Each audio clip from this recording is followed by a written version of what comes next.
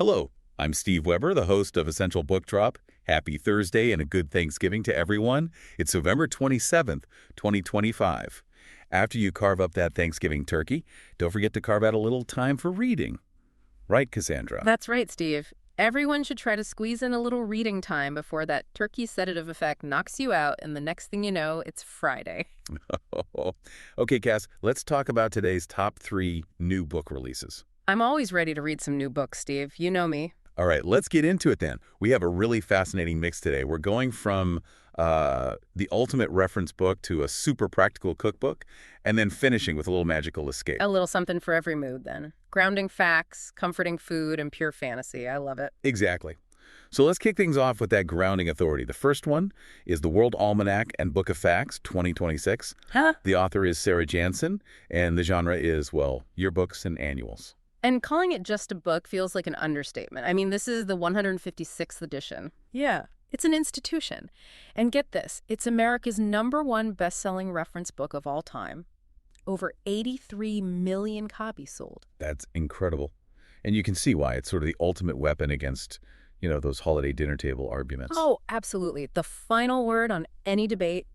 If you need a fact on sports, pop culture, science, this is the authority. And it's really about synthesizing the year we just had.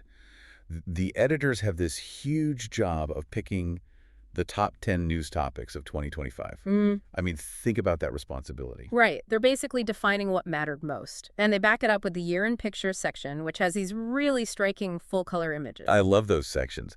But the parts that always really grab me are the ones with a bit more personality. Like the offbeat news stories. Yes.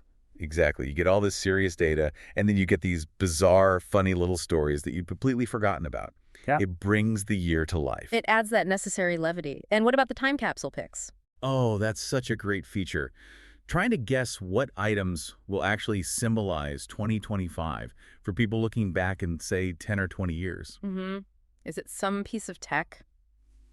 A meme? It really makes you think about the little things that define a period. It really does. Yeah. But the book is also packed with, hard data. The World at a Glance section has new stats on things like housing costs. Which is so relevant for everyone listening. These numbers aren't just abstract figures. They tell a story about the pressures we're all feeling. And speaking of pressure, it doesn't shy away from dense political information. The source material notes it has comprehensive details on the current political landscape. Right, including details about President Donald Trump's unprecedented second term. And that's where its reputation for impartiality is so critical. It has to be. When you're covering things like leadership changes in federal agencies, you just have to report the facts. Who is in what role? That's it. No commentary, just the structural reality of the government. Exactly. And it applies that same rigor to everything else. You've got updated immigration stats, public school test scores, even streaming TV ratings. It's just a mountain of information.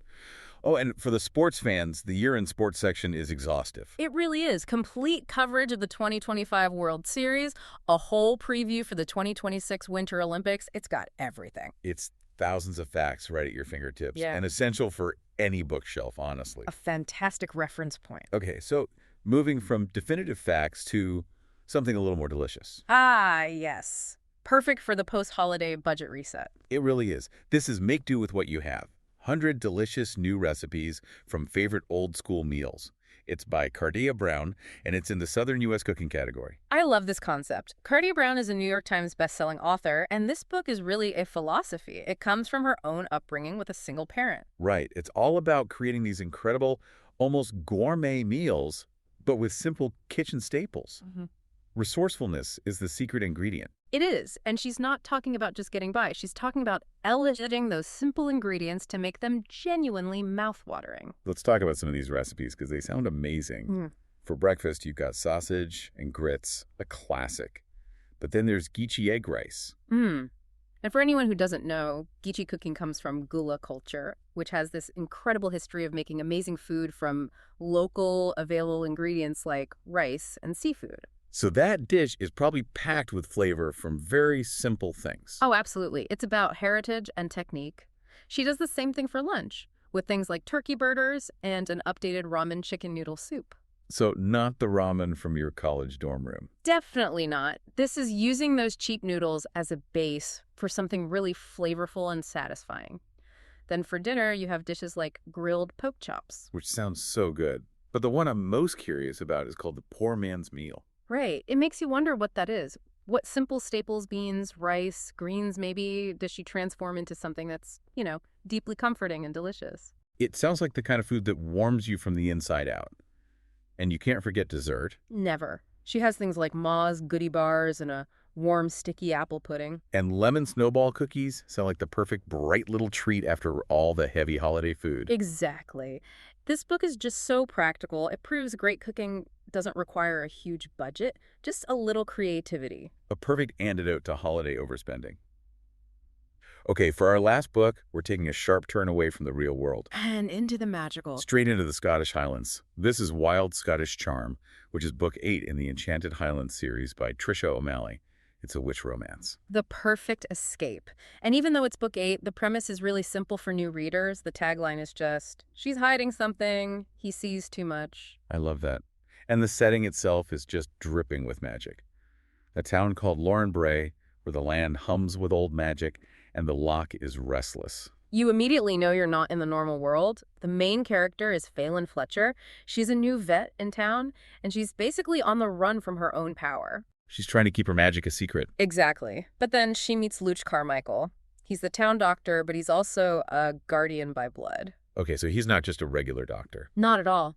His lineage gives him this, innate ability to sense magic. So he sees her for what she is almost immediately. And she's trying to hide it. That's a great setup for a slow burn romance. Totally. The tension is built right in. But my favorite detail is the fox. Oh, right. The wounded fox. Yeah, she's a vet. She treats this fox, and then it just refuses to leave her side. It's like her own magic is calling out, creating allies, even when she's trying to suppress it. That's a fantastic little detail. So it's about her being forced to stop running and finally, embrace who she is. Mm-hmm. The book is filled with Celtic folklore, the idea of a found family, and this love story that just won't let go.